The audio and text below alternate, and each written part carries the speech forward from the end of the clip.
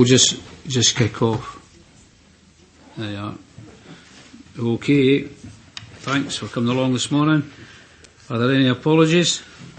Mr Convener, we have apologies from Councillor Coombs, from Councillor Kerr, and also from Councillor Nicholl. No other apologies. Declarations of interest? Agenda item 7, community empowerment update. 10.1 allotments. I'd just like to declare that I have an allotment. Okay, thank you. Any other declarations? Item 3 is the minute of the last meeting, pages 4 to 13. Anything on that? Okay, fine. Rolling action log 14 to 16. Anything on that? Good, thank you. Item 5 is a motion referred to us, and it's from Councillor Murtagh. Councillor Murtagh.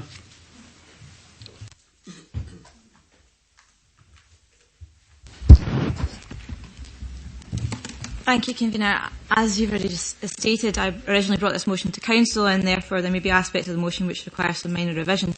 But my intention in bringing this motion to Council was in the hope that this would be an occasion where political differences across the Chamber could be put aside and we could come together to show collective leadership and take positive action on an issue which affects each and every one of our constituents. Colleagues, we all face many difficult challenges in our day-to-day lives. As members, we deal with many types of inquiry in the here and now, whether that be housing allocations, benefit problems, social care, education. We can see them, we can feel their impact, we take action and we try to implement solutions to the problem. In being presented with a problem's root cause and an impact on an individual, we know we must act, we must do what we can to effect a solution within the powers at our disposal. Where a problem is hidden and unknown, it is much easier to avoid taking action, to choose to do nothing and to avoid criticism for doing so. Colleagues, the issue of plastic pollution and our obligation to do something about it is something that none of us can afford to hide from any longer.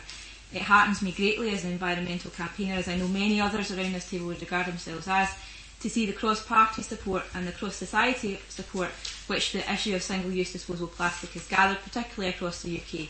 If governments and administrations of all groupings, multi-faith, monarchy, schools and businesses can unite to take action on this issue, it is something which we too should be prepared to lead the way on as a council. Importantly, the first part of this motion recognises that it is an issue which residents from across Falkirk Council District have raised concerns about, and I believe as a council we should reflect those concerns in the action we take here today. We should commend and put on record our respect and gratitude to members of many communities across Falkirk who yet again have shown their community spirit and have been engaging in litter picks, river clean-ups, foreshore combing, nurdle hunting and general environmental enhancement. People in our community care deeply about our environment, about the effect that pollution has on animals, both on land and at sea. They have given up their time and energy to make their communities a better place to live, but also to play their part in a global movement to protect the planet for all those who share it and the future of all those who come after us. The issue of single-use disposable plastic cannot have escaped the attention of many through the recent focus in documentaries such as The Blue Planet and the various campaigns which have followed. Greenpeace estimate that 12.7 million tonnes of plastic ends up in our seas each year. To give you some context, that is one rubbish truck full of plastic every single minute. It can take up to 500 years for plastic to decompose, a truly horrific cost to pay for an item that may only be used for a few seconds. These items have devastating effects on marine life and the vital ecosystems within our watercourses. It is estimated by the Plastic Pollution Coalition that by 2050 that there will be more plastic by weight than there will be fish in our oceans. Colleagues, in 2050 my youngest daughter will be about the age I am now. This is not a problem which any of us should be prepared to leave to her generation to take action on. By that time it will be too late. Many bodies are now doing so, from the Scottish Government bringing forward action on plastic straws and cotton buds, combining with many efforts already being progressed or in place, such as developing the deposit return scheme, banning microbeads, a successful carrier bag charge, to name only a few, right across councils, businesses, organisations and even recently the Royal Estates. This motion calls on us to take action, but to do so in a meaningful way, relevant to the impact we can have as a council. As a long-time environmentalist and indeed academic as a historian, I am only too well aware of the danger of unintended consequences from well-meaning action. Rather than take a knee-jerk approach, this motion calls on officers to investigate where all single-use disposable plastic is procured and in use across the council, and make recommendations on how we can put in place measures to benefit the environment by removing these in a way that does not inadvertently add to the environmental damage we are in fact trying to avoid. I would like to pay tribute to the efforts of many departments, individuals and members across the Council who are already taking initiatives to reduce single-use disposable plastics and to take other actions to the benefit of our environment also.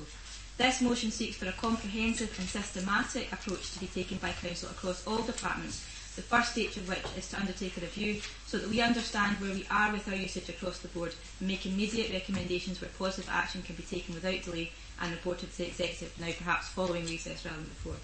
In undertaking this review, the motion specifically addresses the significant issue of those with disabilities who require to use single-use disposable plastics and whose needs and concerns should be addressed with equal consideration to other factors at this first stage. This is entirely consistent with recent government correspondence on this matter from the Scottish Government on their appointment of a disability advisor to the expert panel considering legislation, and one we should be taking a lead on also in our recognition of the needs of all our valuable citizens. This motion calls on Council to write to Community Trusts to ask them to consider adopting a similar policy across their activities also. Yet again, I am happy to recognise many of the excellent environmental projects and activities which the Trust gets involved in, and that these will be issues that in many areas they are already taking action on. It is nonetheless important, however, that as a Council we take a holistic and consistent approach to policy and procurement across all activities, and that is what this motion seeks to ensure. I would finally note the reference to the Final Straw campaign, which was launched at the beginning of this year with significant input from Kate Forbes MSP, but which has gained cross-party support, as well as backing from the Marine Conservation Society Scotland, World Wildlife Federation, ScotRail Alliance, CalMac and many other businesses. It calls on businesses to stop giving out straws as standard and switch to biodegradable alternatives, for customers to also say no to plastic straws when offered, and to governments, both local and national, to remove them from practices. It is on this last point that this motion advocates action and recognises that other councils are also taking similar action across the country. Accordingly, it seems sensible to work with partners at Scotland Excel to obtain the most cost-effective solutions on procurement to our mutual benefit. Councillor Bowes, the Council's representative to that body, has confirmed that these measures are already being progressed and current work being undertaken. I would therefore commend this motion and ask that all members support Falkirk Council taking a lead on this issue of global importance for the benefit of our own citizens, the environment, marine conservation and generations yet to come. Thanks for that. Mover of the motion. Thank you, Convener. I'll be moving the motion. I'd like to echo what Councillor Murtagh has said, and I'm pretty sure everybody around this table will do likewise. I want to sort of highlight just something here, a couple of things, and one of them is the Trust and how far down the line the Trust are with us. And I'd just like to read out where they are, and I think it's something that we could maybe look at as well and maybe follow a wee bit. We are currently rolling out branded vegware compostable cups for all our facilities. These will replace the current single-use paper cups with plastic lids, avoiding circa 75,000 paper cups and plastic lids going to landfill each year. We are also in the process of working with our suppliers to move away from plastic straws, which this motion mentions, drinkware and cutlery with a switch to compostable alternative. We anticipate that these charges will be in place by the end of June. We've started early negotiations with AG Bar to introduce PET recycle centres within our busy facilities. They are planning a preemptive rollout of machines that will produce a voucher to pay customers for returning the bottle ahead of likely legislation from the Scottish Government. There's actually, the council leader actually posted something on social media last night, which was Iceland doing it in Musselburgh, and it's an excellent, just put your plastic bottle in, and the 2 plastic bottles they put in, they get £20 pence voucher for the store, so you can imagine how beneficial that could be to people. We're also planning to team up with Zero Waste Scotland, who I've already spoke with as well, to generate an action plan to minimise all landfill waste and looking at options to create our own composting facilities within one of the parts that can be used to compost our own waste and be used within our facilities. We're also looking at Zero Waste Scotland and the DRS scheme and a possible usage of our areas, the Helix and such, early stage and the rollout of that. The other thing I'd like to look at is we are just looking round the table here, and I'd like to congratulate Fiona Campbell on our use of a reusable container for our water, and Councillor Bissett is picking up the plastic one there that I would say to people to try and stop using. But this is a concept slightly missed by the convener last month when I mentioned reuse was better than recycling, and I stand by that statement. So with that, I'd like to formally move the motion from Councillor Murtagh. Okay, second. Convener, I'm happy to second, because this is everybody's responsibility. It's not any one person or any one organisation. It's a responsibility of everybody, and it's actually to benefit our children, our children's children, and guarantee our future. So I think it's something that we need to actually look at how we can facilitate. We need to drive out the use of single-use plastics wherever possible, and one way of doing it is through our procurement. Other ways of doing it, though, is about being a little bit bold and a little bit brave, and getting rid of the plastic cups. Take them away. They're not there. People can't use them. But in order to give the incentive to do that, then we need to look at innovative ways and working with partners. And something that we could perhaps do is use a lot of the health and wellbeing stuff, and see if there's partners out there who would sponsor the provision of water bottles that staff could purchase for £1.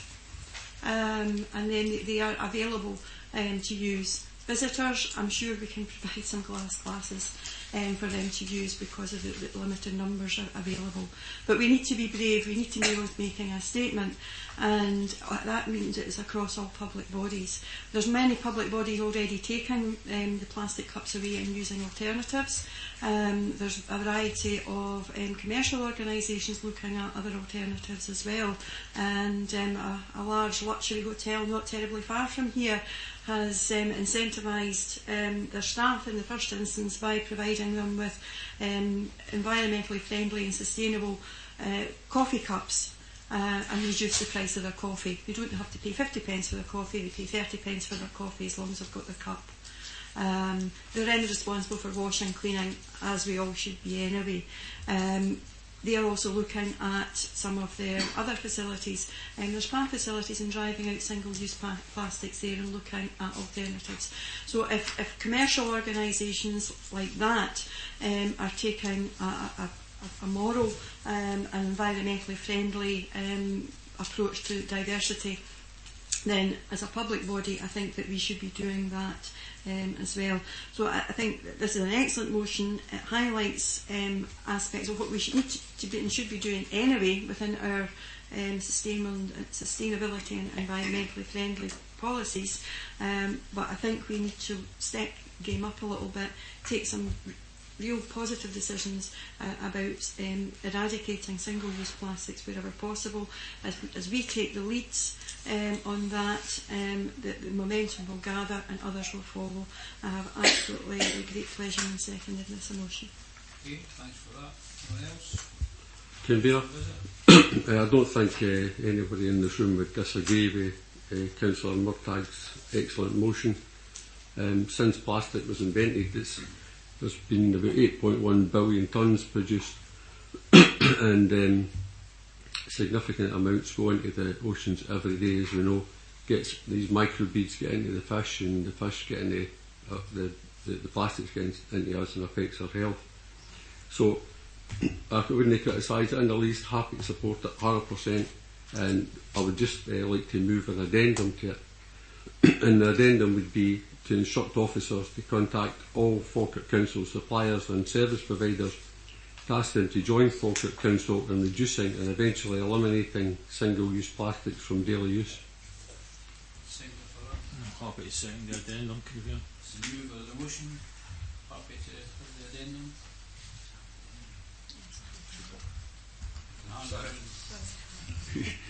Yeah, it's happening anyway, I think that's part of the motion. Yeah. Okay, anyone else? If not, then we move to item 6, which is the Council of the Future. That's myself, Convener, thank you. Convener, this is the third report for the Executive on our quarterly updates on the Council of the Future Change Programme. As committee will be aware, the Council of the Future programme is overseen by the Council of the Future Board, and the Board has now met on 3 occasions since the last Executive Update report. A list of the projects that the Board has considered is set out in paragraph 4.2 of the report for committee's information. The board has considered a number of these options and has also looked at how all elected members can have access to some of the information on the projects that the board has obtained, because I think they have found that very useful. Excuse me. One of the options that they are looking at is how we can create webinars for each of the projects so that they will be available for members to look at in their own time when it suits them. Equally, that would allow employees to be able to access those too, and we gain some awareness across the council for all employees of the actual programmes that the Change Programme is delivering. We will look at how we can deliver those webinars and what technology to use, and we would hope to start to deliver them in the second half of this year. The latest update report on the projects is attached to Appendix 1, and you'll see that there are financial savings that have been achieved from that for 18-19, and those have been confirmed with our finance colleagues as well. At section 4.5 through to 4.9 of the report, we have picked out a few of the projects just to give some additional information to the executive on these areas, given where the projects currently are. I don't intend to go through these in huge detail, but I would like to just highlight a few areas that are in those projects. The Smart Work, Smart Travel project outlined at 4.5, members will recall that Council agreed to provide capital funding for that project, and it's just to give members an update that money is now being used and vehicles have been procured using appropriate methods. These are being rolled out across relevant services, and the aim of that is to support less use of vehicles where possible, but also to encourage employees that need to use vehicles to use these pool cars where at all possible. But the alternatives to using cars are also being highlighted to employees, and that was also agreed in the transport policy previously agreed for the workforce previously agreed by the executive. Within our building maintenance division, we have a workflow team who has been working on the scheduling of repairs, and they are starting to improve the scheduling and how that happens to help improve the services that we deliver to our customers. Some of that's being done through the use of the mobile technology that we are starting to roll out to our building maintenance division, and as part of that we are also providing those employees who get that technology with some skill development to ensure that they fully understand how to utilise the new technology that they're actually getting. There's work also going on within housing, as set out at 4.7, to look at a number of projects that will help to transform the housing service. The current remit of that is to transform it to a housing service that is the best local authority over the next 5-year period. That service is doing a lot of work with employees to directly involve them in both the development and then subsequently the implementation of that piece of work. Early years expansion project is set out at 4.8. I don't intend to cover that because that was previously reported to an education executive report. And at 4.9 you have the virtual learning in schools project, which is focused on how a variety of subjects can be delivered virtually to pupils using the digital technology that we've got and the digital skills that the pupils inevitably will have, and to also help develop them further. Part of that will also be looking at how we allocate devices and whether we can use the bring your own device option for pupils, and there's some work being done at the moment to try and further scope out that particular project. You'll have seen from this report and some previous reports that the Council of the Future programme is a dynamic programme of projects, and projects continue to emerge. The work that we do though behind the scenes is once the projects emerge, we want to scope those out to ensure that they are viable projects in terms of improving both the services that we deliver, but also in terms of trying to support the budget savings that the Council needs to achieve. Sitting alongside the work that we're doing on projects, there is also an interim review being done of the governance arrangements for Council of the Future, and that's about taking stock of where we've got to over the last year, the effectiveness of that, any improvements that we can make, and also to look at the effectiveness of the engagement work that we've done with employees to date and the response that employees are having to that engagement work. What we want to do through some of that is clearly to build on the momentum that the projects have gained, the momentum that the engagement has gained, but also to make sure that we continue to build on it and that we continue to get the changes that we need, both through the projects and through our workforce, and also to support our medium-term financial plan. To carry out that review, we are looking at one-to-one meetings with the project managers and the project sponsors. We are also meeting with directors and their management teams and with key teams who are involved in some of the work. Equally, we spoke to the board yesterday about the options of how to involve elected members in that review and to get some feedback from members on what their thoughts are on the governance arrangements. Members will also recall that Council agreed to set up a change fund, and that was of £700,000 for 18-19 to support the project development over the next year. And at 416 of the report, you will see the proposed criteria on how that funding will be utilised, how it will be assessed, and that it will be reported via the Council of the Future Board to make sure that there's visibility of what the funding is then used for. 417 of the report sets out some of the employee engagement activity that we've undertaken since we last reported. In particular, we have had a number of listening events with our employees. These have been at both a council-wide level, a service level, and we have had some listening events within specific teams. We have now had over 1,000 employees go through these listening events and contribute, and we need to continue with that piece of work to ensure that as many employees as possible feel involved in the work that's happening through Council of the Future. We also now have 80 change agents across the Council. Those agents, are CANs as we call them, are working on promoting change and supporting services and trying to undertake the changes that they need to do. We have been trying to tap into the skills that those officers bring, and that's not necessarily the skills in the specific jobs that they're employed to do. It could be skills that they bring from out with the Council, from other sources, and we've been doing a little bit of an assessment of how best we can utilise their skills in supporting projects, again not necessarily in their areas of work, but right across the Council. We have also been undertaking leadership forums, and we had one just last week where we invite external speakers along to these leadership forums and try and look at, particularly for those councils that they have been from, who are a little bit further ahead in the change process than Falkirk is, try to learn from any of the lessons that they've learned, ensure that we capture those and ensure that we build that into whatever we are doing in the future. At paragraph 423 through to 427 of the report, we've set out some of the learning that we've got when we had a speaker up from Wigan Council, and we would hope to try and capture some of that, have some more telephone discussions with those individuals and see what else we can bring back to Falkirk that you can learn from. They have made quite significant progress in their change journey and have won awards for it, so it was a good source of learning for the Council to use. We're also working with project managers to look at what support we need to provide project managers. We are looking at how we also need to improve our project management documentation in a way that supports those managers and what skill development they may need as we move forward to ensure that we get the best from the projects that we're actually delivering.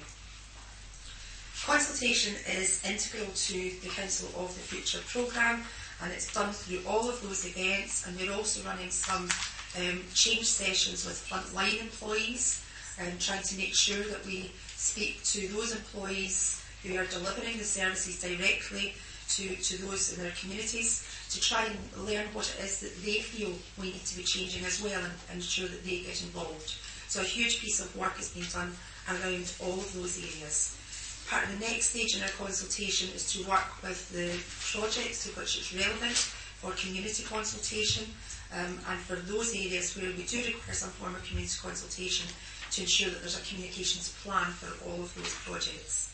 The implication section is set out section 6. There's nothing I would intend to highlight, Convener, but happy to take questions on it, and the recommendations are set out in section 2 of the report. Thank you. Thanks for that. Mover. Yeah, happy to move the report. The Council of the Future informs our budget process and supports our medium-term financial planning, and therefore it is key to us going forward. Just a couple of comments that those that have attended, and unfortunately there's not any other council members here that have attended Council of the Future, which is unfortunate because I know that they have found it very, very beneficial in attending, because the project updates are very, very positive, and the staff that come along to present them are very, very enthusiastic and have certainly clearly taken ownership of those programmes with the drive, not just around the financial savings, but certainly to look to improve the services and make sure that we actually have services that are transformed and fit for purpose as we move forward to the future. In doing that, it has been very empowering for staff, and we have some amazing rising stars within our workforce that have been kind of hidden back in some of the cupboards, I think. So it's good to see them come forward and come out and actually realise their potential, and it's certainly to this authority's benefit that they are doing that, and we want to look to encourage others to further develop and use mentoring programmes as we go forward, particularly in project management. Some of the real transformation projects that members will be really interested in is the Living Well project that was showcased yesterday, that some may have seen in another forum that will enable an awful more self-help for not just elderly people, because it allows people to start at a much lower level. We heard yesterday that the measure of your functional abilities is if you can still cut your toenails. So I'm not going to ask here if how many people are still able to do that. But that's a starting point of the life curve that was discussed yesterday. That is all available on the website, and as a result of knowing a lot around those projects when they come to the board, we felt that we wanted to make sure members had the opportunity to tap into that, and that's why we, as well as using the technology that we're paid for, create the webinars that members can actually go in and see for themselves where these projects are, what they're going to deliver, and through the reports hopefully they'll see the progress, the milestones, and indeed the outcomes that are anticipated, and any financial savings that we do actually make in doing that will certainly help to beat the gap. The gap will not be fully met by Council of the Future alone, therefore it has to be dynamic, it has to be a living programme, it has to be refreshed, and therefore that's an ongoing piece of work that we have to do as we move forward. To recognise that salami slicing is not going to be something we can continue to do. Many aspects of the services are now down to what's statutory, and we have to look at doing things in a different way, but it's going to have to be a combination of Council of Future transformation and other ways that we meet our financial obligations. I think the regular updates are becoming more fulsome and more helpful, and I hope that others will take the opportunity to look further into the projects that are being taken forward, and I think that's all I really want to say about Council of Future at this stage. I'd like to second, but I would also like to add some comments. As obviously, I'd like to thank, as well as Karen, as Rebecca McDonald, the change manager, for the work that's done here. I like we're actually trying to learn the lessons now rather than waiting till later. I think it's a good idea bringing in Catherine Rees, Clinton Council, to see the differences they've made. They've made a magnificent, an amazing number, 115 million difference to them. I think there's a significant, I think the circa 5 million to this year's budget, which is different. Now, but more importantly to this, and again picking up something that comes from the engagement we had with Wigan, was item 4.25, where they talk about being positive, being accountable, being courageous, because it's not just things that we do, but it's important what we do. I think that's very, very important. I also like the fact that there's been a lot of positive engagement, which was done prior to Council of Future, is continuing, which means that we're trying to keep ahead of it and make the most of its potential. And with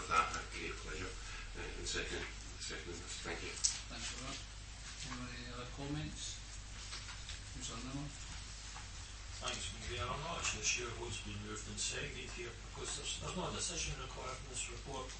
It's merely for noting. The one major thing that seems to be missing from the board's priority list is the provision of a new council headquarters. It's obviously been discussed in the past, because if you look at page 28, there's a heading there under the strategic property review, which I would have thought that a provision of a new headquarters in the town hall would have formed part of any discussion surrounding that, and yet it's missing from this report.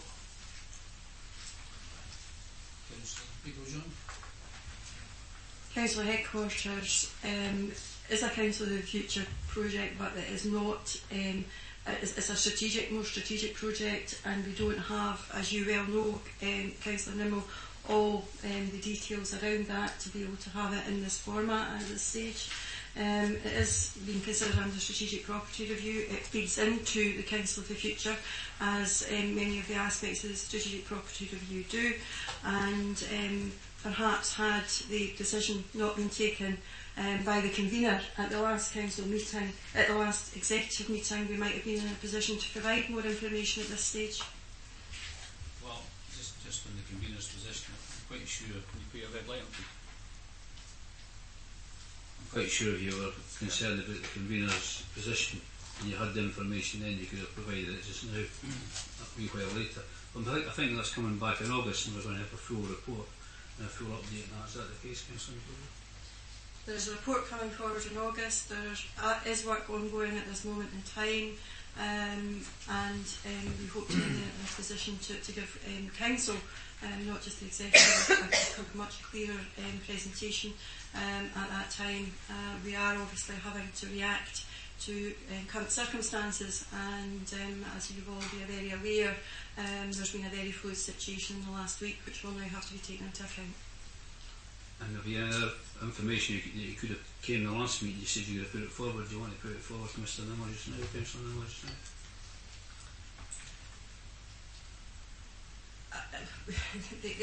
Had we been able to move forward from the last meeting, convener, then there would have been further information being available. As you have chosen to restrict areas of work for the administration, then I will await until August to provide that information to you. But I have to highlight that as Council we are in a very, very serious position with regard to our Falkirk Town Centre, and that will require the support of everyone in this Council in moving forward. Councillor Alexander. Yes, Convener. The colleagues have mentioned the views of the staff who have been very supportive and very active and very constructive and mature in their attitude towards the Council of the Future, because they recognise that things that stay the same tend not to survive. What we have now is a situation whereby we need to ensure that we match that maturity and that openness and that transparency within the forums that the members frequent. That means that we cannot have, when we're talking about something as important as town centre regeneration, we can't have off-the-cuff motions or amendments that haven't been thought through that are restrictive. Excuse me.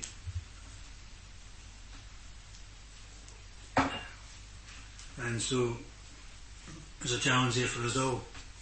With regards to the issue of regeneration, I would have thought that events over the last couple of weeks and events that are about to occur would have shown the way that what we require is regeneration. Not so much council headquarters, but regeneration of the whole process within the town centres, and that's what we're looking to address. We hope that the other groups will come with us on this, because I believe that deep down there is a desire to see Falkirk Town Centre regenerated. Deep down I think there is a desire to see some innovation, but we cannot let party politics get in the way of that particular process. So what we're hoping for, Convener, is a change of mind on your own part with regards to the options that we face. We cannot close off any door at this point in time. We cannot dismiss any option without full consideration, without the presentation of all the facts, and to ensure that we have a scheme that benefits not just Falkirk Council in provision for headquarters, but Falkirk Town Centre in provision of some regeneration that is much, much needed. Fine, thanks for that, Councillor Alexander. I've always been keen, as a Labour group, and in fact Conservative group as well, the time that I've been in the council, bear in mind I'm the longest serving councillor here. I was involved in the first regeneration of Falkirk Town Centre, heavily involved in that, hope to be heavily involved in the regeneration and hope it's successful. But on that particular point, I'll raise an item on the next report as well. I'm disappointed that the administration has taken not to involve group leaders in this particular situation, because the events of Falkirk Council and what happens in Falkirk High Street and the impact of what may happen in Falkirk High Street following on recent decisions up there is a matter for the whole council and for the whole district. That could be a real crisis up there, worse than we've ever thought it would be. The normal position in that is to involve the political leaders of all the parties. We would be involved in all the discussions, and we would be involved in any meetings that were taking place with companies or anybody else interested parties. I understand what you've done, is my understanding is, and correct me if I'm wrong, you're making it similar to a ward issue, so that the members for Falkirk South will be involved and kept up to speed in negotiations and in matters as they develop. But for instance, members in Falkirk North, if you like, just across the road, wouldn't they be involved? But I would ask that you take on board, Councillor Meiklejohn takes on board that situation. And that situation is, in a situation like that, see Councillor Garner finding some humorous, Councillor Meiklejohn to take on board the situation where three council leaders should be involved in that. We've already proved that we could work together with all groups when we improved the energy centre, and I think that's how it should be. But I've always again under the next item. I'm happy to answer that just now, Convener. I would have thought that you would have had your respective colleagues in Councillor Reid and Councillor Patrick, who were both councillors of the town centre previously, long-standing councillors with a lot of experience, so you would have had confidence within them to be able to represent the views of your particular groups. It's appropriate that the town centre councillors be involved within the project, as it is not just a ward issue, but it is a strategic issue for them as well. And in order to manage what has been considered a reasonable working group, it was considered appropriate to approach those particular individuals just because, again, of their knowledge and experience of the town centre. Just on that, I don't want to dwell too much on this. When you talk about the town centre, would you agree that Tesco's in the town centre? That's how it got permission. That's how it got permission. Anyway, it's just what I was just suggesting, that that's how it should have been done. I've got every respect for Councillor Reid, and I've got every respect for Councillor Patrick to do their job. There's a way of doing a thing, and I think the importance of the situation should have been, the political leaders should have been there as well. Okay. I'm sure they will feed back to you, Councillor Goldie. No, that's fine. The next one is community empowerment update. Thank you, Convener. The report that's before members today is one that we have done previously to update members on what the provisions of the Community Empowerment Act are and how we are taking those forward. You'll be aware that the Act, while enacted in 2015, has various elements of it, and I've set those out in 3.2 of the report. And those various elements have actually been enacted in different times. Some have been put in place already, and some are still to come. The report covers most of the provisions within the Act, with the exception of the supporter involvement in football clubs and the delegation of Forestry Commission functions. And the main reason for that is those were things that the council itself was not particularly involved in. So in terms of the body of the report, we set out progress that either the Council has been making or has been developed nationally. We note in the national outcomes, there's a review of national outcomes. These are the outcomes that the Scottish Government set and monitor on how they're achieving the aspirations of the Act. There has been a review of the outcomes laterally through Parliament, and comments from a range of organisations, including the Council, were sought on those. Once those outcomes are approved, they'll be used to measure how Scotland is performing. And while they are not necessarily applicable to local government, obviously we'll be interested in looking to see how we can align our performance framework with those. Community planning, you'll recall there was a substantial change in the regulations brought around in the Act, particularly for community planning. It shifted responsibility from the local authority to lead and coordinate community planning to be an equitable partner along with a range of other agencies. Being clear about the expectations on those other agencies to participate and provide resources to deliver on the various elements of community planning. An important part of the obligations for community planning was the locality planning, that we develop local plans for local areas. And you'll recall the Community Planning Partnership agreed a framework following the Council's development of a framework and indeed being approved by the Council prior to being presented to the Community Planning Partnership. That locality planning framework has been developed in the East, and I set out some of the actions that have been taken to take that forward. I think most significantly we have set out what we're trying to achieve in terms of locality planning, which is slightly beyond what the Act would want us to, or has required us to deliver. And I think that takes account of some of the things that have just been talked about in terms of Council of the Future, that very changing relationship we'll have with communities in terms of the services we deliver, and locality planning being a critical part to actually develop that locally. Importantly though, we must seek to identify where we're not achieving outcomes within communities that we would want to, and an important element of the locality planning process has been to identify where that has happened.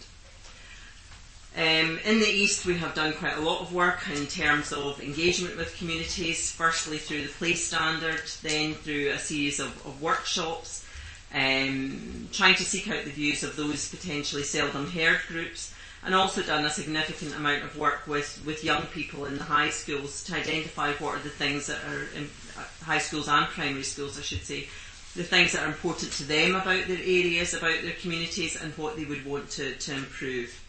We also note how the integration of health and social care is being progressed in terms of locality planning, and how they are looking at co-production and co-design as a way to change the types of services and the relationship with communities.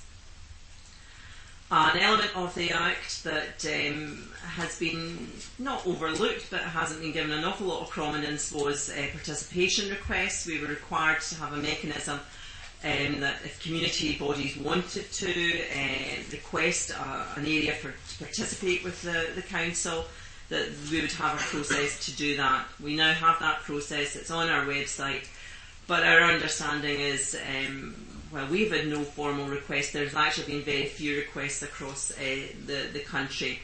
We've always felt that if we have a good engagement process, then that would negate the need for that formal participation request.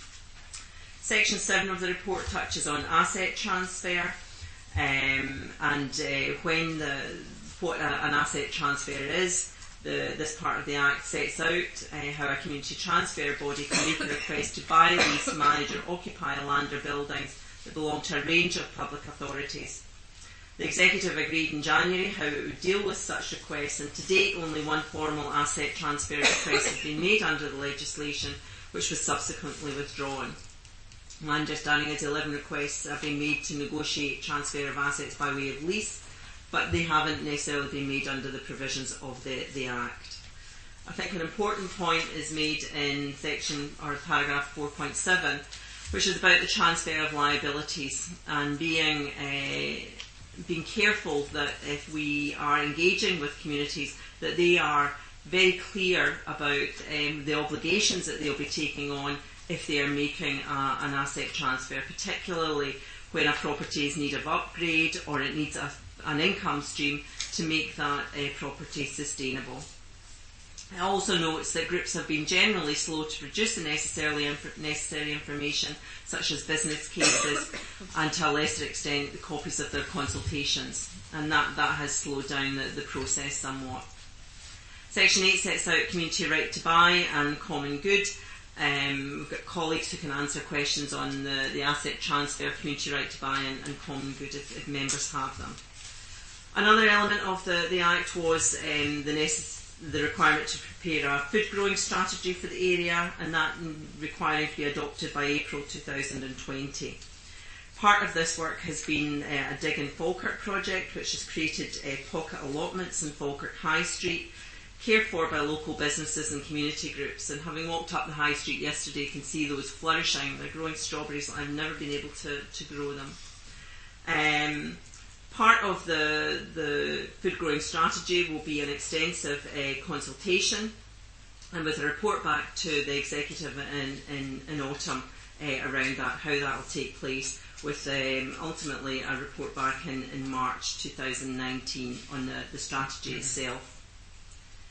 An element of the Act, or an element that was not actually specifically included within the Act, was participatory budgeting. It is included in participation in public decision making, but as I say, participatory budgeting itself was not explicit within the Act, although the Government has subsequently provided guidance and set out its expectations in this regard, and that local authorities must subject at least 1% of its budget to participatory budgeting by 2020, and we previously reported to members that this would be the case. And I think this means that the Council must go way beyond looking at small grants, at external funding, to have a scheme of participatory budgeting that will be sustainable and will actually make a difference. We have had a number of participatory budgeting exercises, and we note some of those. We set out what we were thinking in terms of participatory budgeting, and indeed 3 elements of that: looking at small grants as a way to engage people, identifying specific budgets that would be relevant for local people to have decision making on, and then fundamentally looking at how we can engage people in the redesign of services, and making that a way that communities and citizens can influence how we are spending resources.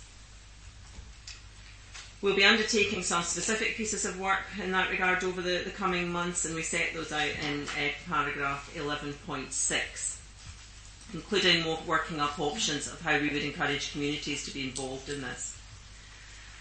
Work will commence over the coming months with a view to presenting options to members later this year on participatory budgeting, and I think it's important that we get that report to the Executive prior to the budget decisions in February, in case there's any need to take decisions at that meeting. The last section is around non-domestic rates, and members will recall that this was an element that was discretionary to local authorities, where we could vary the amount of rates collected for specific periods of time and for specific purposes. And the note from finance colleagues is that since the introduction of the Act, there's been changes to the rates valuations, and then new rates relief introduced by the Government, which have reduced the potential demand for the use of that power. So the Act is a significant piece of legislation. It's got wide-ranging implications, not just for communities, but indeed for the Council and for our partners in the way that we work, in the way that we deliver and develop our services, and more importantly for the way we engage with citizens and indeed communities. I commend the recommendations to the Executive set out in section 2 of the report. Thanks for that. Nina? I'm happy to move the recommendations within this report. Principles of the Christian Commission have never been more relevant as they are today, and as we have to change the way we engage with our citizens and communities and look at them as working with them rather than doing unto them and doing things in partnership as an equal partner rather than as a statutory body. There's a number of very empowering things within this.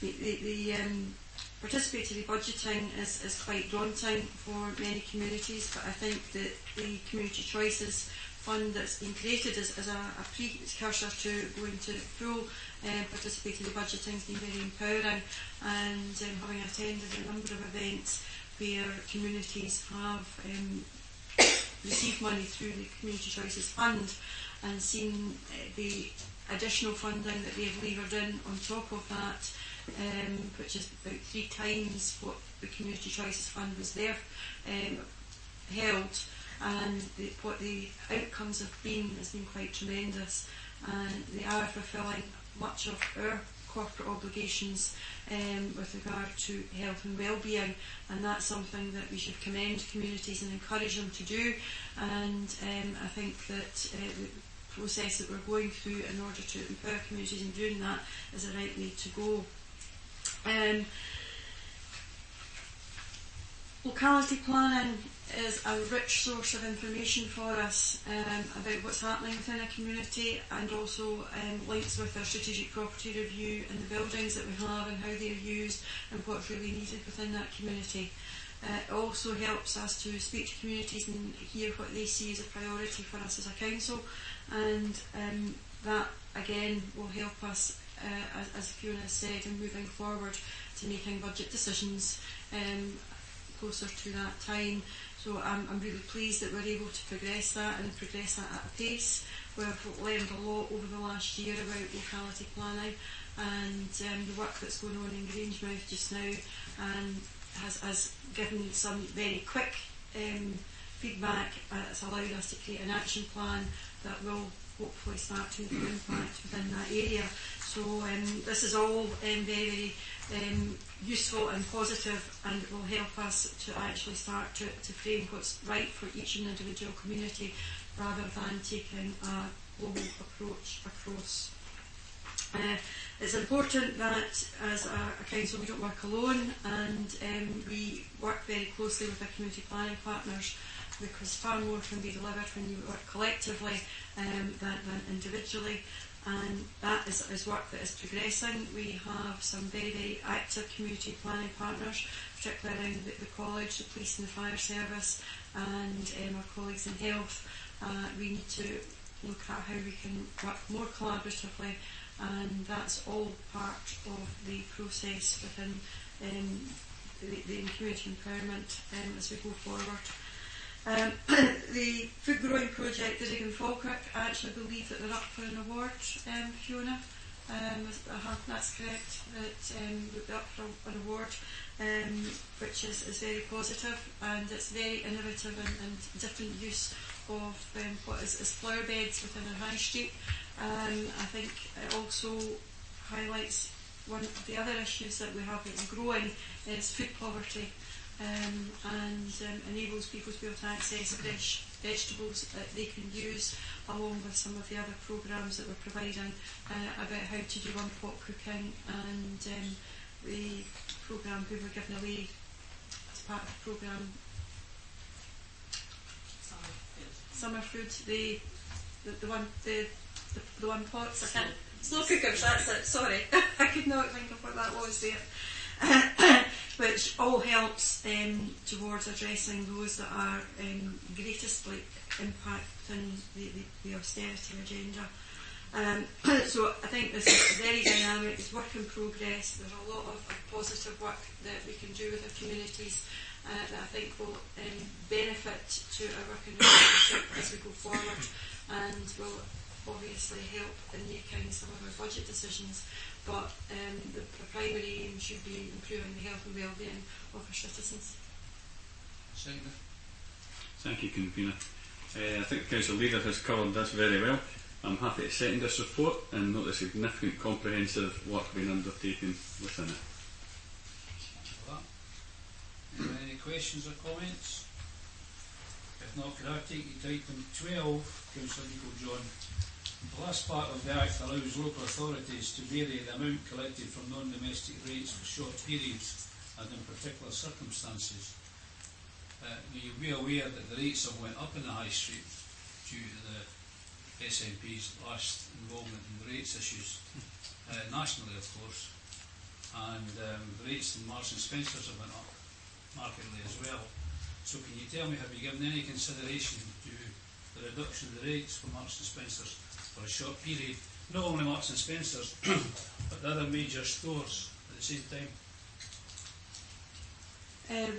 Councillor Gowrie, as a result of the rating revaluation, 75% of the rateable properties in Falkirk went actually reduced as a part of the Scottish Government's programme. Marks and Spencer's are not in a position to consider a rate rebate at this stage, and I'm not sure that we would have the power to actually do that. Well, we'll find out in a minute. But you do agree that Marks and Spencer's rates, along with the bigger stores in the High Street, have gone up? Councillor Alexander and Councillor Nico, your answer first. I'm unsure if that is correct, Councillor Goldie. Well, it's went up £5,000. Your colleague John McNally, MP, has been corrected in the Sunday Times this week on that particular issue. So what I'm saying to you is, if there has been a situation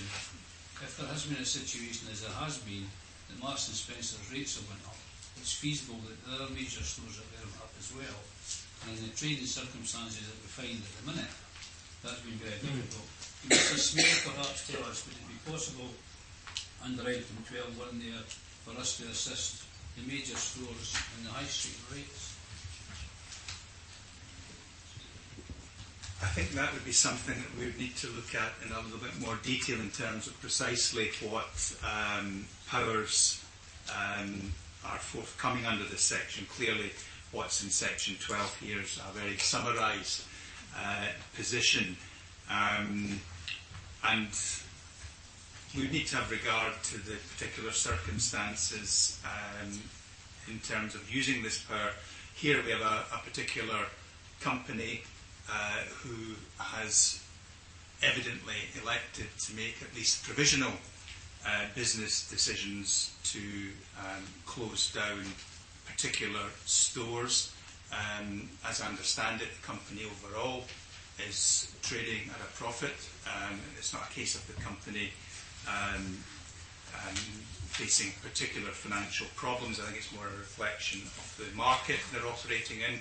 And daily we're hearing examples of high street entities reappraising their presence on the high street, reflecting the trading environment, with online shopping clearly being a driver here. So rather than continuing to wax lyrical, I think the most sensible response I can give, Convener, is that we can have a close look at precisely what the regs allow us to do, and on the back of that see whether A, there's the potential to do something in those terms, and if there is, B, whether Council would be minded to pursue that. Could I ask? Just a second. Thanks for that, Mr. Smale, but regretfully, we're hoping that Marks and Spencer's can be persuaded to stay, but it may well be that train has left the station. But I'm mindful that in other major stores in the town, because the situation will get markedly worse should Marks and Spencer's declare to go, finally. So let's maybe someone will raise it at next council meeting, I'll talk to you. But if it means a reduction in rates for the major stores, that being mindful how difficult it is even for smaller stores, if we can protect the core up there in the high street by looking at a reduction in rates for a given period, then that may be something we have to do. I know that it's been done in the past with various businesses, rates, holidays and things like that, but not knowing the detail, not having been involved, I can't say much more other than if it requires a rates reduction for other businesses, I don't think we should be saying we're definitely not going to do that. Just to say, Convener, that you aren't in receipt of all the facts, and I appreciate that, but can you confirm that our non-domestic rates actually feeds our TIF programme, and any reduction in non-domestic rates could actually have an impact on that? Rona might be better placed to answer, or at least complement or supplement what I'm saying. But I mean, under the TIF scheme, in essence, deemed expansion of existing businesses or new businesses within the defined boundary, the rates derived from that are ring-fenced and protected within the TIF arrangement. I don't know if my colleague would want to supplement that. That's correct. It really is new development that's captured, as Mr. Smale says, within the context of the red line that's covered by TIF. But obviously, any rates income that does come to the council is included in the council's revenue budget, which is obviously applied for either services or other expenditure. And perhaps just maybe one supplementary point to make. I think under the terms of the Act reflected in the report here, were a decision to be taken to reduce or mitigate the rates liability, the cost of that would fall on the council.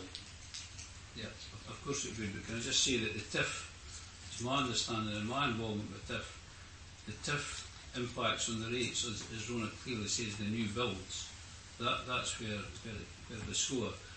But there is no denying that we have given rates holidays in the past to a number of major companies, and there's no dispute about that. So all I'm saying is it should be being looked at, and it's something that I will raise at the full council. And it's not from Marks and Spencer. I think Marks and Spencer have bolted. If that would save the day, they're fine. But it's a concern for other major stores in the high street. Councillor Lim. Thanks, Convener. I read the Times report at the weekend as well, and I have to say it's an indictment on the Scottish Government for increasing the business rates. I'm not surprised that M&S are pulling out of Falkirk when it's cheaper to actually site their stores south of the border. It's costing them a lot more to site their stores up here. It's a business decision at the end of the day, and I'm not surprised they've made that decision. It's down to the Scottish Government. Yeah, Convener, I'm sorry, but the council member was wrong. The domestic rates, non-domestic rates, the levels were set at the same level as the English authorities.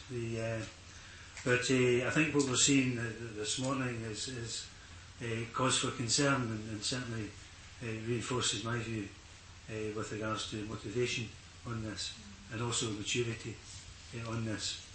The £5,000 to suggest that the Marks and Spencers could have been turned for a rebate under the rates is really missing the whole point of what's happening within the retail trade just now.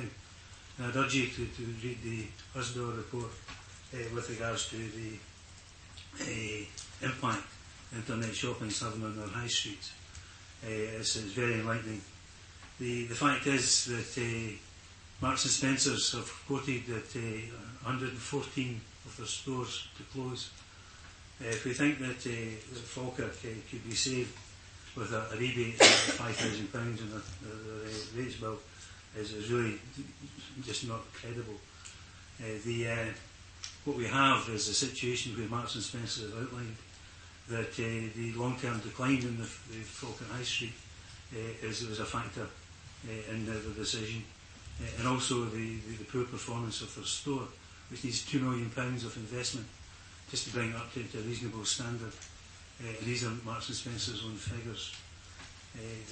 That puts something in perspective of where we actually are at this point in time. I regret very much that Marks and Spencers have taken the decision, the management have taken the decision to escalate a closure programme that was spread over 5 years. They've escalated it under the new chief executive that the company have to a 3-year programme, because I don't believe that gives an opportunity to properly address some of the issues that may arise. But when they quote a fraction of the turnover per square foot of the compared to the national average, which is a fraction, then we really can see some of the background of where they were coming from, although I disagree very much with it, and I believe that they will lose a considerable amount of business, traditional business, by closing their Falkirk store. And I've relayed that as a policy portfolio holder for economic development directly to Marks and Spencer's management. The issue that we now face is how do we arrest that decline? Because in 2007, Falkirk was the 6th most popular shopping centre in Scotland, the town centre. By 2017, it had become the 18th, I believe, which shows a neglect. If we want to play party politics, then maybe Councillor Nimmo may want to look at his role in that particular neglect over the last 10 years since we started to see Falkirk Town Centre slip. I would rather much that we set aside party politics. I would rather that we all work together on this to arrest the decline and to turn around that long-standing decline in our town centre. One of the most hopeful situations I think that we have is the role that the 3 local members can have to bring a unique set of talents to the table. And what we have is 2 members of the opposition who have a reputation for integrity, a reputation for honesty, and a reputation for being able to work with other people. Alexander, that comment infers that other members haven't got integrity and honesty. No, I never said that. No, but I'm telling you how it can be interpreted. Well, that's your interpretation. That's your interpretation. Well, that's your interpretation. It's your interpretation, Convener. What I'm saying is that they will put the interests of the people of Falkirk first, I believe, because others would put the party political interests first, and who have also stated that they would do so in the recent past. So I have no qualms about introducing and welcoming the 2 members from the opposition groups to the working group that's been set up. No question about that. I think both have records of working with other groups, both have records of representing the town in a way that we found praise for them just before the elections, when they were standing down from their positions. Praised both of them for that aspect of their contribution to Falkirk Council, and I think we should be welcoming that. So progress, Convener, we are where we are. We don't want to be where we are, but that's a situation we've inherited. It's a situation we're keen to get out of, and it's a situation that I hope that we can all work together to get out of. Because what we need now is not options being closed down, but options being fully addressed, and the most favourable for the people of Falkirk selected by us and then implemented rigidly. Thank you, Convener. Just to come back at there, when you were actually listening to Councillor Alexander there, I actually heard and seen you laughing when Councillor Alexander mentioned cross-party working. This is very important for the town, so I find that a tad worrying. But anyway, I have a question for you, and I'm not sure the turnover in Marks and Spencer's, and I'm not sure locally or nationally, but do you know, because you brought it up, the £5,000 that you're saying that Marks and Spencer's would have changed their mind for? Could you tell me if that's per annum, per week, per month? I'll just clarify that for you. Could you answer the question? I'm going to answer the question. The rates went up £5,000. I agree with that. That's what I said. That's a fact. What I'm saying is, were they considered for a rates holiday or a rates? We used to call it a rates holiday. Was that even discussed at the table? Marks and Spencer are no likely to stay there for £100 a week. That's what £5,000 a year is. What I'm saying is, were they considered for a rates holiday? It's also a fact that the rates in the stores have gone up. So the rates in the other stores have gone up. So we need to look at a rates holiday, in my view, for that particular situation. And just for the last administration has invested more money in Falkirk Town Centre than any other time since we went back to the late 80s and early 90s when we got into pedestrianisation, and that's a fact. But let's make it clear, just in case there's any doubt at all, I don't believe in party politics when it comes to somebody getting their books and somebody's business unit again. What I'm saying is we should be looking at rates relief and rates holidays for stores in Falkirk High Street that are in trouble, because that situation will increase if Marks and Spencer's pull out. Okay? Thanks. Okay, thanks. So you're suggesting £100 a week would have changed? Mr. Gardner, let me just clarify for you. Let me just clarify for you again, in case you've got difficulty with your hearing. I'm not saying £100 a week. I see you're smiling now. I'm not saying £100 a week would keep anybody in a job. Would hardly keep a chip shop in a job. What I'm saying to you is the rates have gone up £100 a week for Marks and Spencers. We, the council, should be looking at a rates holiday for the other stores as well as Marks and Spencers in the High Street that will be struggling and will struggle worse if Marks and Spencers move out. I hope that's clear. Anyone else? If not, then we'll move on. Youth Council engagement review. Thank you, Convener. This report outlines the work the officers have been doing to review the engagement that the Council has with young people. You'll recall that a motion was put forward to Council sometime last year to look at establishing a youth council in the area, and it was agreed at that time that we would review how we're engaging with young people and indeed how young people wanted to engage with the Council. The focus of the review has very much been about how young people engage with the Council with regards to influencing decision making, rather than young people engaging with us by way of service delivery, youth groups and so forth.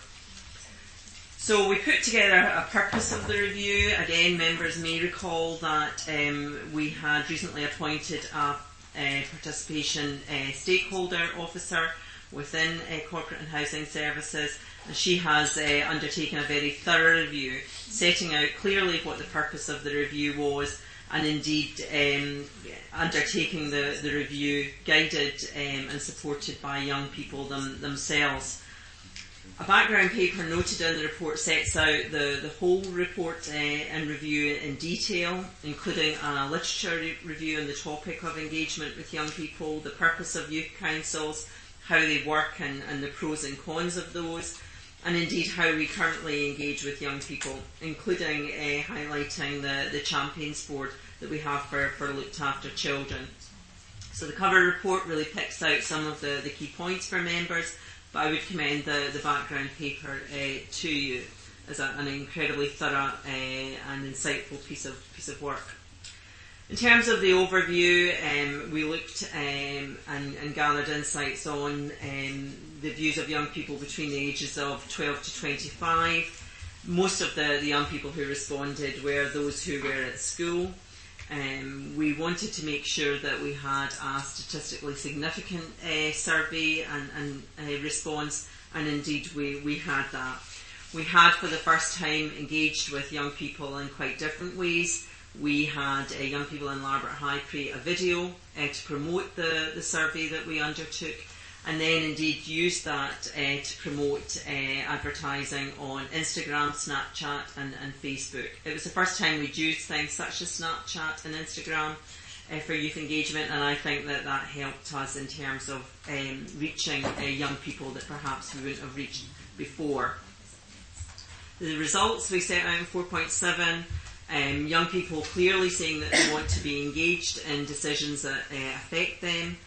Those are things that they are interested in, including schools, education, careers, training and mental health.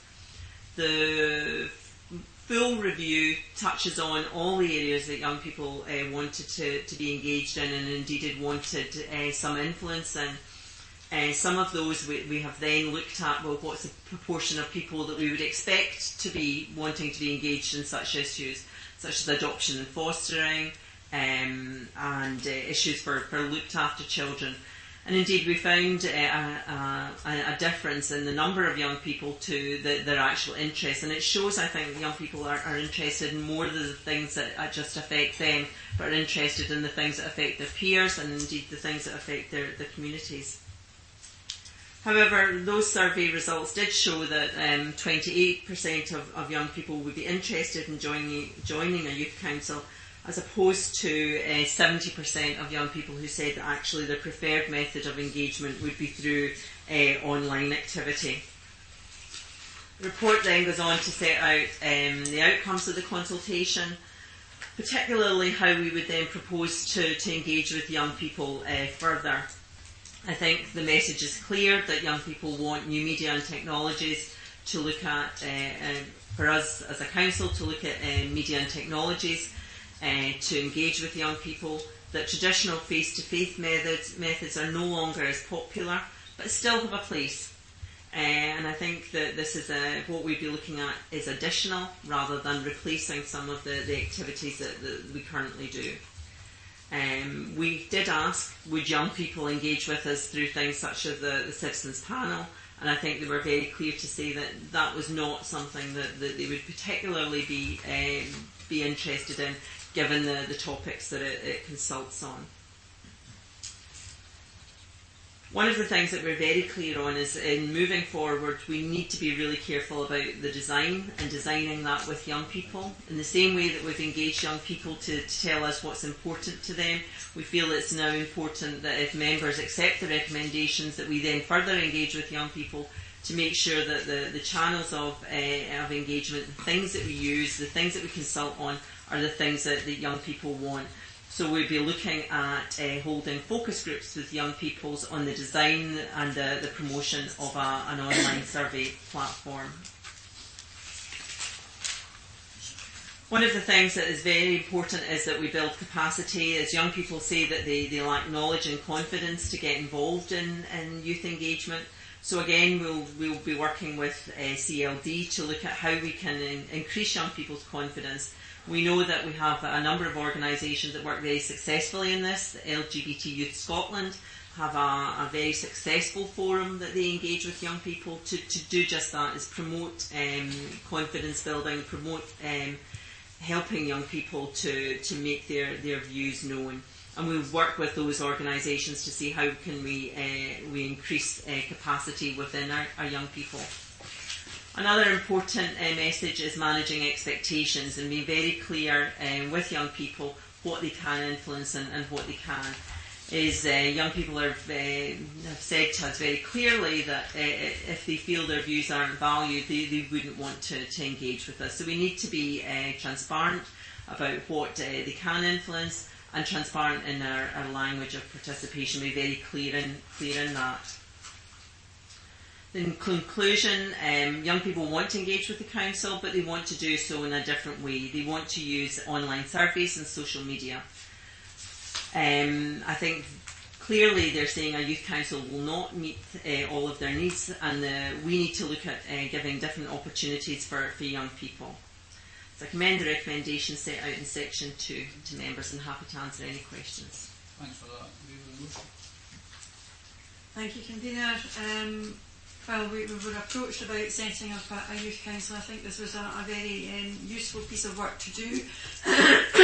And I think it's definitely shown that a different age whereby young people want to engage in a different way, and I think it's positive that first of all that they want to engage with the council, but we need to be fleet of foot and flexible enough to engage in a way in which is meaningful to them.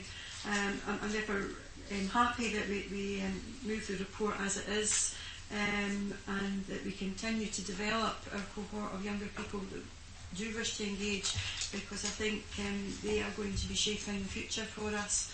And it's interesting that, having had the discussion around the decline of our town centre as a result of more people using digital ways of interacting, that we come to this report, and it validates a little bit of how we need to actually regenerate and change our town centre. And just based on the previous comment, I will just give intimation to the convener that I will be writing to him, asking for details of what investment has been put into Falkirk Town Centre in the last 10 years, having made that very sweeping statement over decades. And I look forward to be able to see exactly what the impact has been. But I think our young people are very important to us in going forward. They are the council of the future. and I think that engaging in the way that's most suitable to them is very positive. I look forward to that correspondence, but if I was leader of the council, I would be aware of that. Second, I am aware of it, convener. well, we'll just continue with that. Happy to shine that report. Right, thanks. Anyone else? Councillor Blizzard. Convener, I originally thought Youth Council, the MYSP's approach to council so that a youth council could be set up and they would do the consultation with the youth in the area, and then they would have debates in the chamber and bring forward any issues, say it was mental health, that we could discuss and perhaps we could act on. But it seems we've kind of moved away from that and take a more consultative approach. And so I would just ask that we still engage the MSYPs and also the Champions Board, and that they are specifically involved in the preparation of this new consultation platform. And I would like to see like 6 monthly meetings with the MYSPs as well. It would also be appropriate in this year of young people to have an open informal event of Falkirk in Falkirk, whereby any young person could either meet with members and officers to launch this new consultation process or contribute by means of social media. And I think, given what we're trying to achieve here, I think that there's benefit in having a committee report produced specifically for young people. Thank you. Yeah, thanks. I take it. Convener, can I just say that the MSYPs and the Champions Board were involved in all of this? Their views have been reflected in all of this? So are you agreeing with what Councillor Blizzard said? No, that they've been involved in the preparation of that report. Are you agreeing with what Councillor Blizzard said? You're going to concede that part? I think that the views of the young people have been expressed through this consultation, which included the MYSPs and the Champions Board. This is how they want to engage. So I don't feel it's necessary because this report has not our report, it's what the young people are asking for. Convener, if Councillor Bassett wishes to move that as an amendment, I'd be quite happy to second it. Well, you can move it, but it's obviously going to be voted down. But if you want, we'll move that. I would move what I just said as an amendment, Convener. Okay. Convener. Sorry, I'm sorry, but moving an amendment to something which we're already doing, that doesn't seem to be sensible to be moving an amendment when we're already doing it. So you want us to amend to include the MSYPs when we already include the MSYP? I'm sorry, no disrespect, but I don't see any sense in that at all. We get a legal ruling on that.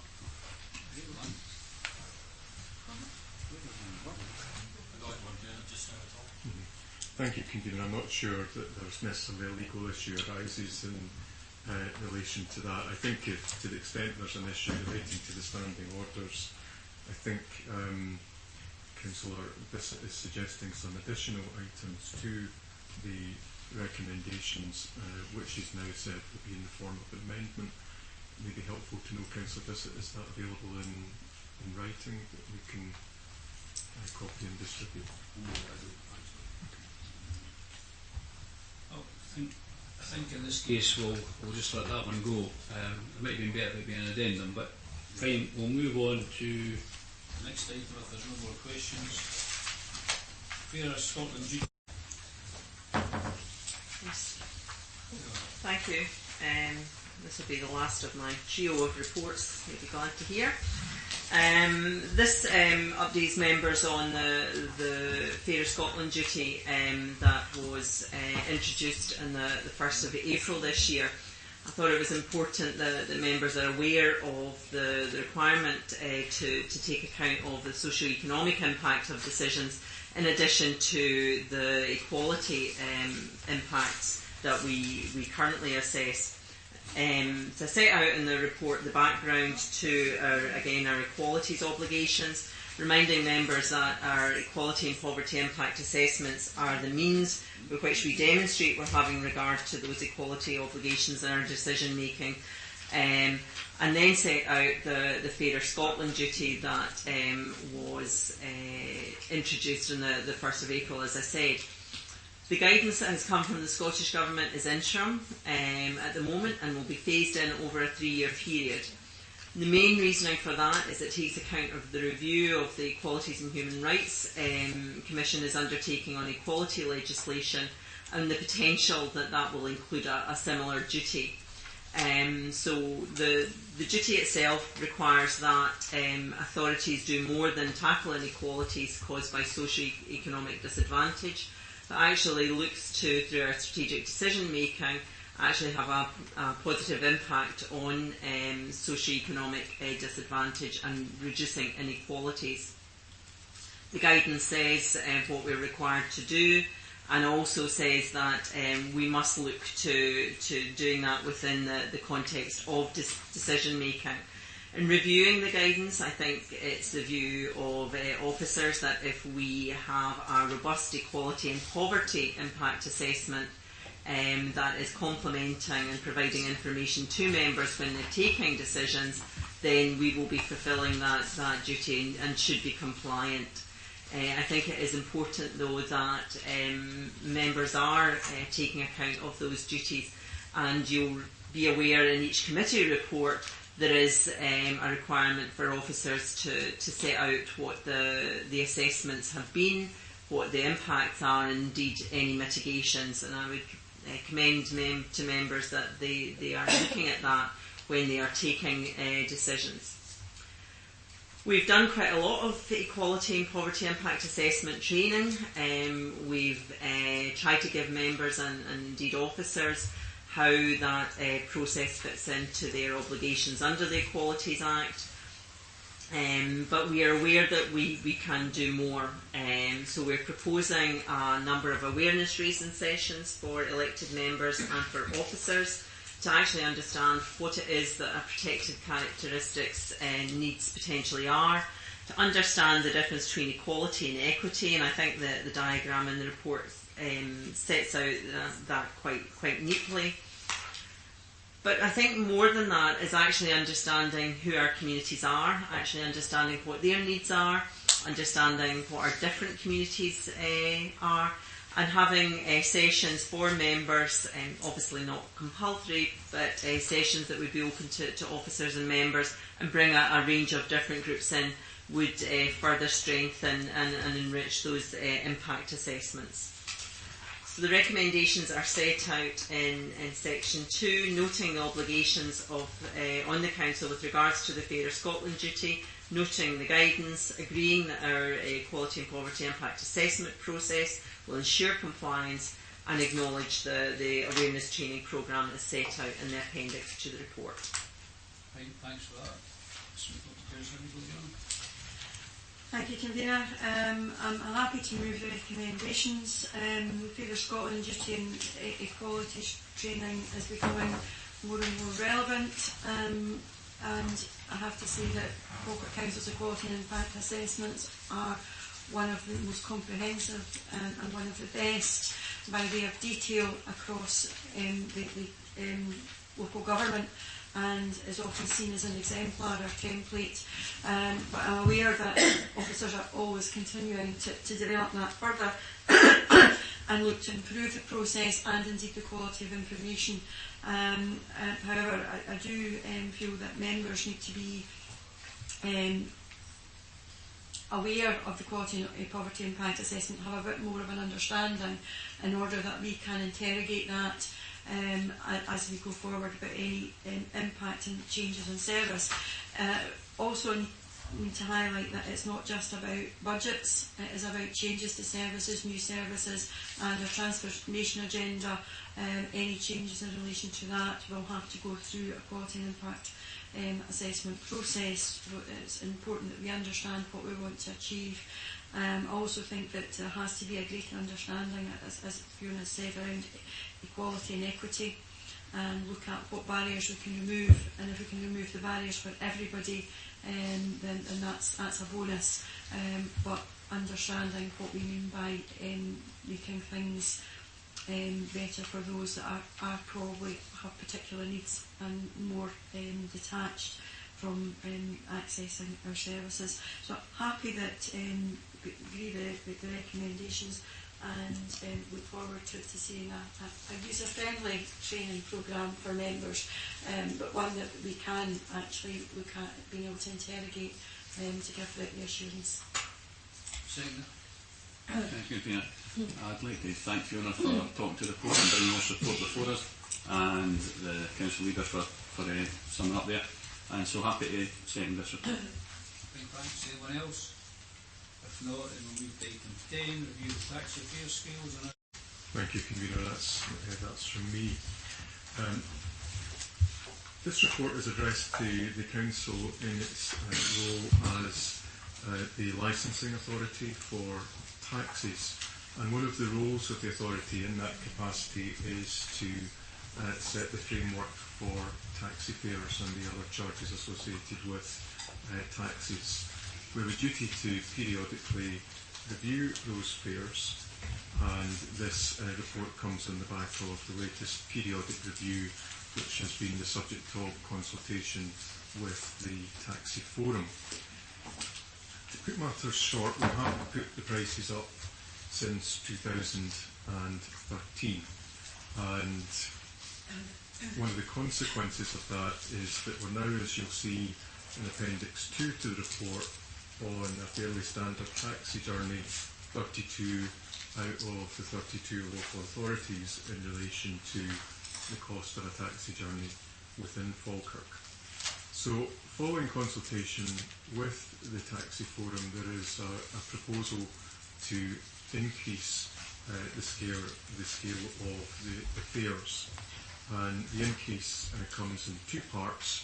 Firstly, an increase to the flagfall, which is the cost of getting into the taxi in the first place, and the other is an increase on the running mile, which is the cost of how long your journey is. The Forum suggested an increase of 50p on the flagfall, and that is taken up in the recommendations to you. They suggested an increase in the running mile of between 10 and 20%.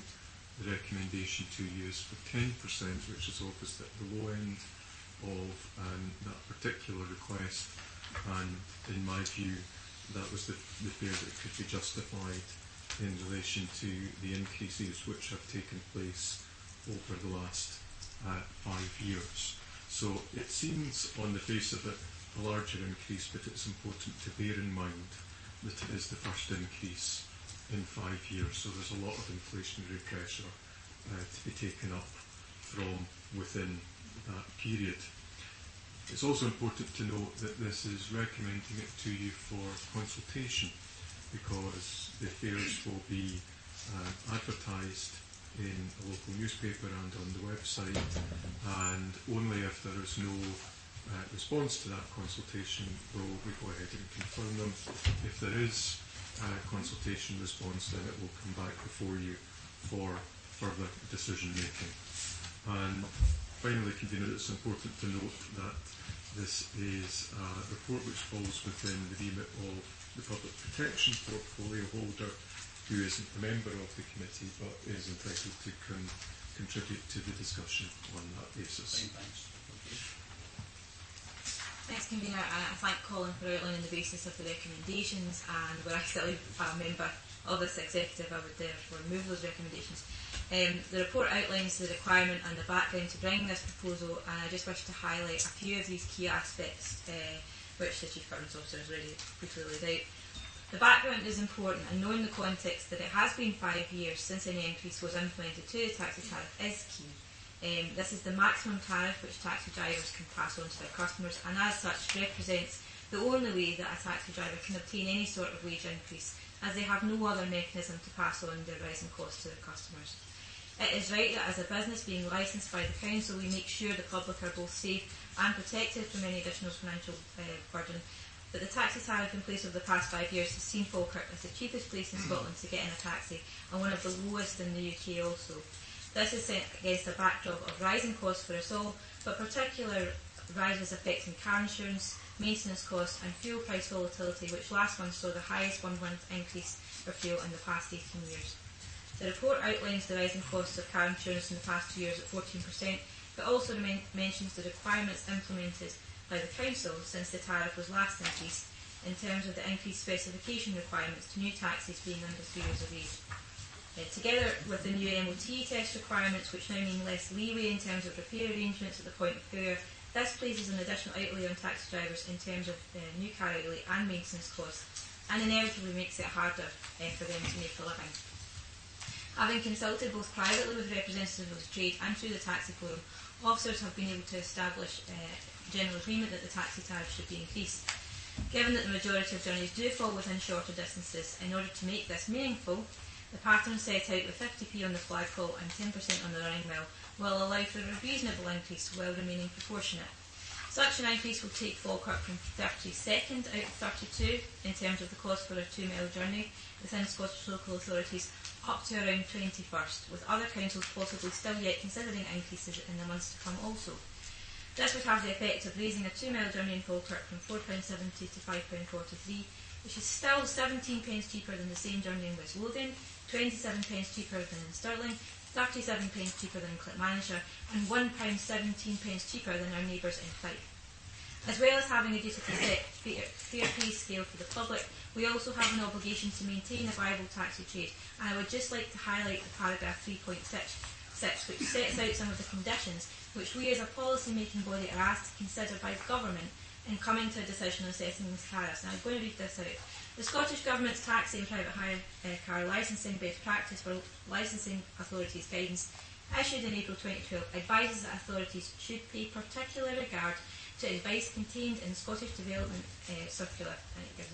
It states that in fixing fares, authorities will want to pay primary regard to the costs incurred by the trade, having regard to the capital costs, including interest payments of the vehicles, the cost of maintaining and replacing them to the standard of the licensing authority, of employing drivers, and the prevailing level of wages and costs related to road transport industries. The public interest is best served by ensuring the maintenance of an adequate taxi service by giving the trade a fair return, rather than depressing fares for social reasons, however understandable. I believe that this is the approach that officers have taken in coming to recommendations on this, and while I'm comfortable with this for the reasons already I've outlined, which proceed with the recommendations, it's important to stress that the process following agreement today will involve consultation with the public and the trade as laid out in the paper. There is therefore an opportunity for all interested parties to give their views on this matter and adjustments to be made if felt necessary by the Executive following the summer recess. As well as the published methods, I have asked that a Taxi Forum meeting be scheduled prior to recess, and this will give an excellent opportunity to discuss this issue in some depth with the trade, public and disability representatives. In the background to this is the PDP on taxi licensing, which has now been through scoping and which meets again next week. One of the items we have collectively agreed for this panel is some discussion on the regularisation of this assessment of the taxi tariff, which has been sporadic in recent years. This would allow for better planning on the practical level at the testing station required to recalibrate meters, and also hope to avoid future increases being unpredictable. While not wishing to preempt the findings of the PDP, it's nonetheless worthy of note that this timing would allow for introduction at the end of August, which would be a reasonable practical time to introduce this change for all parties involved. I believe these changes are necessary to protect the trade and the public alike, ensure the viability of the trade as we are asked to do within our guidance, and crucially give due care and onto the pressures taxi drivers are under to make ends meet amid rising costs with no other opportunity to raise income. I ask that you support the recommendations and pass it to my colleagues to move accordingly. Thanks. Seconder, Councillor Hughes. To move the recommendations. Convener, this is a well-written report with facts, statistics and relevant information. I think one has to reiterate why has an increase in taxi fares been proposed. From the report, the following facts are highlighted. There hasn't been a review of taxi fares since 2013. Increasing fuel costs, increasing insurance costs, increasing maintenance costs, increased capital costs, an increase in the fares would enable greater investment in technology. Falkirk currently has the lowest taxi fares for all Scottish local authorities. Obviously, there has to be a balance struck between increased revenue for the taxi trade and the cost to the consumer. That balance is held through the published consultation process.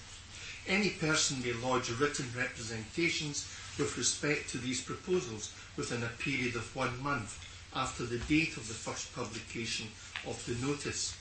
The Council must consider any such representations. In the event of any written representations being received in respect of these proposals, a further report will be submitted to the Executive to allow them to be considered. At the moment, nothing is cast in stone. The consumer will have an important input through the consultation process. I formally move the recommendations as set out in 2.1 of the report. Thanks for that, Seconder. Happy to second, Convener. As has been highlighted, that this is going to public consultation. No final decision has been made today, and the outcome of that consultation, if it deviates from the paper, will require to come back to members. So I'm happy to formally second. Okay, anyone else? No, then we'll go to item 11, Treasury Management, Annual Review. Mr. Smeal. I think it's fair to say members may well feel that they're overdosing on Treasury Management reports, which is somewhat due to the need to have them considered both by the Executive and then referred to Council thereafter. Recently, both bodies considered the strategy report for the current financial year. The report before you this morning is more rear view mirror and considering the financial year just passed. The first part of the report, 4.1, is just a quick overview of the economic backcloth, which clearly is an important driver of what we do on the Treasury front in terms of primarily interest rates. The report in its normal format has two main strands. The first one is the borrowing strategy, which is at 4.2. We then go on to consider the investment side thereafter. So the table at 4.2.2 summarises the position relative to the revised estimate earlier in the year, and the subsequent table gives an explanation as to the movement between those 2 points. And you'll note in that table the first adjustment item is recognising a further element of slippage in the capital programme. And as highlighted before, because in recent years slippage has been a significant element in the capital programme, it will always happen, but I think we can do better. So we've commissioned internal audit to undertake a independent review of the process, and we'll see what lessons we can learn from that review. The table at 4.2.8 summarises the overall borrowing position, and the figure at the very bottom right of the table, 245 million, close to £250 million, represents the outstanding debt at the close of the financial year. That, of course, reflects a great swathe of assets that debt has allowed us to procure. At 4.2.9, we note a further adjustment to the under borrowing position, and we'll deal with that in increments progressively over coming financial years. Jumping in 4.3 to the investment side of the House, maybe just noting at 4.3.3 the level of investments that were held at the close of the financial year, 36 million. And again, that's just a snapshot in time. That changes on a day-to-day basis. 4.4 touches on the prudential indicators, which, as you've heard me said before, are there to give reassurance that the Treasury operation is functioning within appropriate risk parameters. We also include at 4.5 some benchmarking data in terms of the overall level of investments relative to other councils, and as you can see from the appendix, the bar chart, we sit quite comfortably in the middle. 4.6 just gives you a continuing update on the transition in the bank tender.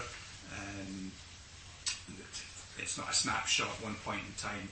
It does take place, again, there's complexity over several months. And I think those are the main points I would wish to highlight for members. The recommendations that are inviting you to note the report and, as I said at the outset, refer it on to Council consistent with the code. Okay, thanks for that. Ruler? Thank you, Convener. Can again thank Brian for his presentation. And as he said, last month was very much the going forward version of this report, of the Treasury Management Report. This has really seen where we ended up through the year. As Brian said, with the exception of the bank detail, generally this is a bit of a snapshot of where we were at a particular point, particularly to do with the investment side. I was going to go in and delve into it, but Brian, as ever, has covered most of the points. We need to stop talking so much, Brian. And rather than going over a number of the figures, I mean, towards bank interest rates and even to a point inflation has been reasonably benign over the last year, and with inflation actually looking as if it's dropping. Unemployment, I think it's been 4.2 throughout the UK, and that's just slightly lower in Scotland. It's been 3.9 for about 3 months running in Scotland. This has helped to keep things steady for us. Again, Brian covered the slippage. If you want me to start going all over that again, I don't think you probably want me to. Only thing I will cover is on the investments, which is not really covered here, but it's part of the discussions that we had. On the investments that we do, it's investments in banks, local authorities and money markets, all of which are treble A rated, which is the strongest rating we can get, which again, it means it's a better protection for the Council. So with that, and keeping it quite simple, I therefore ask the Executive to note the contents and refer the report on to Council for consideration. Thanks for that. Seconded. Happy to second, Convener. Anyone, any comments? If not, then we'll move on to provisional financial outrun position. Thank you, Convener. And again, this is similar to the report we just considered. Report setting out the outcome of the Council's financial position at the end of the financial year, subject to audit, of course. The first part, 4.1, deals with the general fund, and the positions summarised at para 4.1.2 in terms of the movement, the overall underspend relative to budget, and the movement since we last reported in January. And that 1.7 million movement since January is entirely explained by two big elements. One was the windfall VAT sum received, about 800,000, and the other was the treatment of the extra RSG revenue support grant as part of the settlement, which the Scottish Government required us to show in 17-18 rather than 18-19. So those are the two primary elements there. The subsequent paragraphs pick up in the position for each service. Much of the content there will be consistent with the previous reports that we've received during the year. So this report really draws a line. Maybe just picking up on a few services. Children's services, by far the largest element of the budget, only marginally varying from budget, but as you'll see from the narrative therein, that masks a significant under budget on the education side of the house, but a significant overspend on the social work side. And on the latter, I know the service is doing a lot to seek to redress that pressure going forward. Development services slightly over budget, and again the driver for that was the extreme weather conditions encountered during the course of the year. So, as I say, I won't dwell on the other areas. You can see the components there. In section 4.3, we give you some workforce metrics in terms of redeployment, severance, and head count. So, there for your information. We then at 4.4 pick up in the housing revenue account, and overall that's in balance. There were savings generated during the course of the year, but they were recycled to fund added investment in the housing stock. The HRA, as you noted, para 442, also has a reserve, and the balance of that sitting at just over 5 million, and that's in line with the Scottish average for the HRA. 4.5 picks up on reserves, and the opening paragraph there just gives you the backcloth to the reserve strategy that's been approved by Council and the reserve range within which we try to operate. It's not rigid, but it's a guideline. So based on how the numbers are flushing through at 31st of March, Appendix 1, at the very bottom of that appendix, you'll see a balance of just over 12 million. Of course, we've used a significant proportion of that to help balance the current year budget, so the actual net balance available is diminished to that extent. We then, in 454, go through the various component elements of the Repairs and Renewals Fund, in effect a series of sub-funds, if you like, and the balance and supporting narrative is set out there. And then in 455, we pick up on our other category of reserves, the earmarked reserves, 5 or 6 of them, and again the balance is shown in the headline and some supporting narrative contained as well. So that summarises the position for both our main account areas, the General Fund and the HRA, and as I said at the outset, subject to audit, which is live at the moment. In fact, the Council's draft accounts shortly go to the Audit Committee. And if I just take you to the recommendations, at section 2.1, inviting you to note the year-end position and also the various adjustments to the Repairs and Renewals Fund and other reserves. That's reflected in the body of the report. Thank you. Thanks for that. Thank you, Convener. Again, this report and the last report tie very closely together. Can I just thank Brian Smale and his team, and working with them. The professionalism from that team is just absolutely outstanding. I know how detailed you go into things and how hard you all work to put this together. Moving on to the report itself, again, you've covered a good part of it, but it's interesting points for me is 4.928 million underspent, 2017 to 18.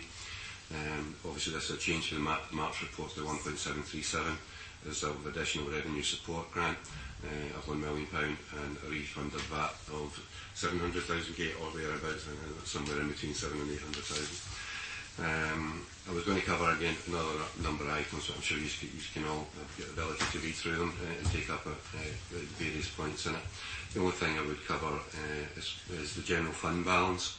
As of 31st of March was 12.165 million, and when I applied reserves and revenue support are applied to that, it takes us down to 8.865 million in reserves, which is in the middle of our reserves policy, which is between 6.6 and 11.1 million.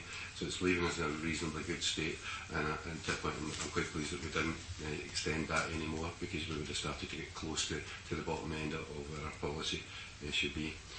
And keeping it quite simple, therefore I would recommend, can I move the recommendations in section 2.1? Happy to second, Convener. It's a reflection on the year gone by, and the assumptions that Mr Schnell's made throughout the year have been very accurate and bringing us to our conclusion. And indeed, there's not much of a difference from the last report in relation to this, so happy to second. Anyone else? If not, then we'll move to the Housing Infrastructure Fund. Mr. Duff. Thanks, Convener. Hopefully a good news story. It relates to a decision that's been made by the Scottish Government to award housing infrastructure funds of 1.5 million to the Council to enable delivery of upgrades to the junction 7 slip roads at the M80 junction with the E803. This work relates to delivery of the local development plan and proposals that it contains for delivery of 11 strategic growth areas across the council area, and in particular 2 sites at the Banknock and Dennybourne Head locations with a combined capacity of 1,254 new houses. These are important new growth areas and rely on the provision of these junction upgrades in order to enable that development. Without that, their capacity is restricted to only 160 houses. It was envisaged initially that delivery of the houses and of the infrastructure to support the delivery would be met through developer contributions, but that has been slow to come forward, and indeed all we've achieved to date from developers is 75,000 in contributions, and really that makes the schemes unviable, and delivery of the sites has been significantly delayed as a consequence. There was an opportunity presented itself last year with the Scottish Government announcing a housing infrastructure fund to give 100% grant towards the residual cost of making these junction improvements. And we made a submission back last November and have been through a number of hoops to seek approval, and eventually we received an offer of 1.543 million in grant funding, not the 1,500 million grant funding as noted in the report, but it's 1.5 which fills the gap and allows the scheme to proceed. If we accept the offer, the funds are paid to the council, and with the expectation we deliver it in partnership with INH Brown and McTaggart and Michael, who are the combined developers for the scheme. They have to comply with an agreement that we would enter into to transfer the lands that they own to allow the improvements to take place, to meet the cost of the project manager for the delivery of the works, and to meet any overrun costs that might be encountered in its delivery, up to a total cost of £2 million. If that proceeds, it allows us to deliver the works and progress the delivery of affordable housing. The grant is conditional on provision of the affordable housing, and it allows us to provide up to 172 affordable units, including 100 to be built by the council. They have to be in place by March 2021, and therefore we are looking to accelerate and deliver this scheme as quickly as possible. In order to do that, we need to jointly commission our project manager, which we've set up to allow that to take place, involving the council's term contractors for this WSP. Additionally, we'll need a formal agreement with each of the developers to allow the project to proceed, and we would look to include this in the capital programme for next year, as it has to, as the funds have to be worked through the council's own capital budgets. So we'd make a bid for that starting in the autumn.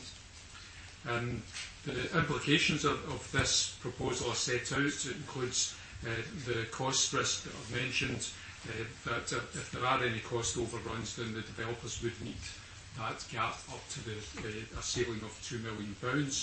And in summary, we're looking to proceed with this to accept the 1.543 million of grant funding from the government to allow delivery of the junction improvements, unlock the regeneration of the 803 corridor, and help to deliver the new housing at this location.